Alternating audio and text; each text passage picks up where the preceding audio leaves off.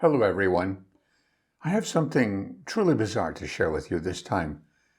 It comes from a rather innocuous place, the July 2024 letter from the governing body to all the elders in North America, and I assume around the world, titled Announcements and Reminders.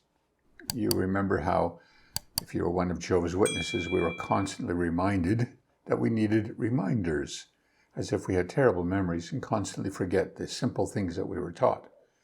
Anyway, that's off topic. Let's get right into it. Here's the letter, and we're going to begin by reading from the first paragraph. Helping young brothers to make spiritual progress. As Jehovah's organization continues to grow, more brothers are needed to care for practical congregation tasks. Right away, we start with gaslighting. We know that the organization is not growing. It has been shrinking for a while now. Kingdom halls are being sold by the thousands. Congregations have reduced attendance, resulting in them being merged together with other congregations to make the appearance of one large congregation, and therefore freeing up kingdom halls that can be sold and the money taken back to headquarters. So right away, we're being gaslit. Why is there a need for more brothers to care for practical congregation tasks? Not because of growth, quite the opposite. Because the ones that are leaving more than any other group would be the younger ones. Young men simply don't want to step up and be counted anymore to do these tasks. So what's the solution? This is where it gets weird. In paragraph 2, we find the following. Congregation tasks for exemplary, notice this, unbaptized male publishers. The governing body, not God, of course, not the Bible, but the governing body is pleased to inform you that exemplary, unbaptized male publishers may also be used to care for some congregation tasks that are appropriate for their age and circumstances. For example, an exemplary male publisher in his early teens or younger may be used to handle microphones and operate the sound and video equipment if permission has been granted by his parent or guardian. Let's try to digest that for a moment. They're talking about exemplary unbaptized men or boys or even children. It says early teens, so we're talking 13, 14 years old, or younger than early teens, preteens. What, 11 years old, 10 years old, 8 years old? How young do they have to be? It doesn't specify, but they have to be male. They don't have to be baptized, though. And they can be used to handle microphones and operate the sound and video equipment. Now, to do so, they have to get permission from a parent. And we know that many times there is no man in the family. Either it's a single parent, mother, or it is a couple, but he is no longer one of Jehovah's Witnesses or never was one. And so the mother is the only witness. So they have to go to a sister to get her permission for her 10-year-old to operate the video equipment or carry the microphones. Why don't they use her? When my wife, my late wife, was in her 20s, before I knew her, she was a pioneer. And at that time, they didn't have enough brothers to take all the book study groups. Remember the book study groups that met on usually on Tuesday evening? Well, she took a book study group. She conducted a book study group. She taught. And nowadays, she wouldn't even be allowed to carry the microphone. Oh yes, that's true. Let's look at the next paragraph.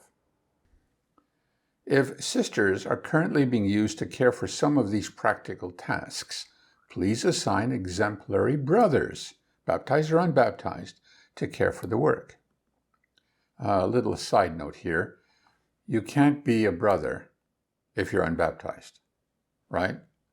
And even if you are baptized, if you're one of Jehovah's Witnesses and are of the other sheep class, then technically you can't be a brother. Because to be a brother, you have to be adopted from God. You have to be an adopted child of God. And to be an adopted child of God, you have to be born again of the Spirit. In other words, anointed. Jehovah's Witnesses tell the other sheep they're just friends of God. So if God isn't their father but their friend, then they aren't in any familial relationship with each other. So to call each other brothers isn't scriptural. But I'm getting off topic. The real point here is that a sister, and as we said before, she could be the guardian or parent who is approving that the 10-year-old unbaptized exemplary male carries a microphone. She could have been the one doing it before. She could be 30 years old, 40 years old, 50 years old, managing a household, running a business. But carrying a microphone is not something she's qualified to do in the congregation of Jehovah's Witnesses. Her 10-year-old unbaptized boy is more qualified to do so than her. And just to show you to what extent they're carrying this, it says next, if there are not enough brothers, please contact the circuit overseer for direction before using sisters.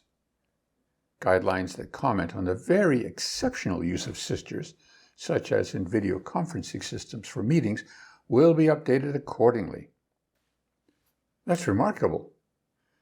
We're talking about very likely the woman, the parent, who was 30, 40, 50 years old, and who approved that her 10-year-old could be assigned to carry the mics. And yet she is not qualified to carry the mics.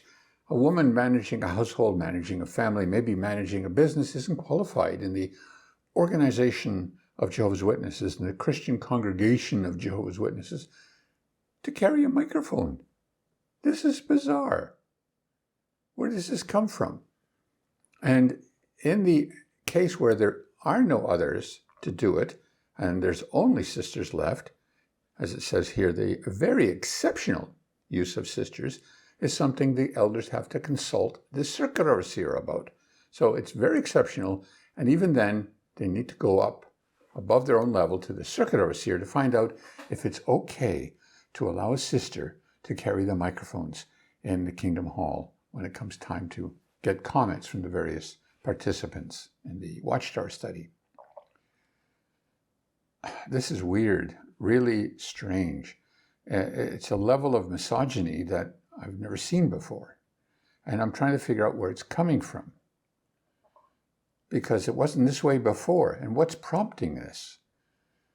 Because it's not scriptural, no doubt about that. I mean, in the Bible, Paul in 1 Corinthians chapter 11, 5 and 13, twice mentions women praying and prophesying in the congregation. Now, in the first century, if a woman could pray in the congregation and prophesy in the congregation, why can't they carry a microphone now in the 21st century? You see what I'm saying? It's bizarre. The other thing that comes to mind is who trains these 8, 9, 10, 11-year-old unbaptized boys? Does the mother accompany them the whole time, or are the elders allowed to care for them? In an organization that has been so plagued by child sexual abuse cases, with tens of thousands of known pedophiles in their records,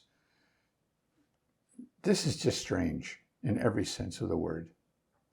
That is the modern organization of Jehovah's Witnesses. Now think about this. Whether you know or don't know what the witnesses believe, whether as a Jehovah's Witness you accept all their teachings, it's not just their teachings, but their conduct that is your responsibility, because supporting Jehovah's Witnesses means supporting everything they do and stand for and represent. And that's something we all have to come to terms with. Maybe it's time for you to think seriously about that. Well, that's all for now. Be back soon. Thank you for your support. Until next time.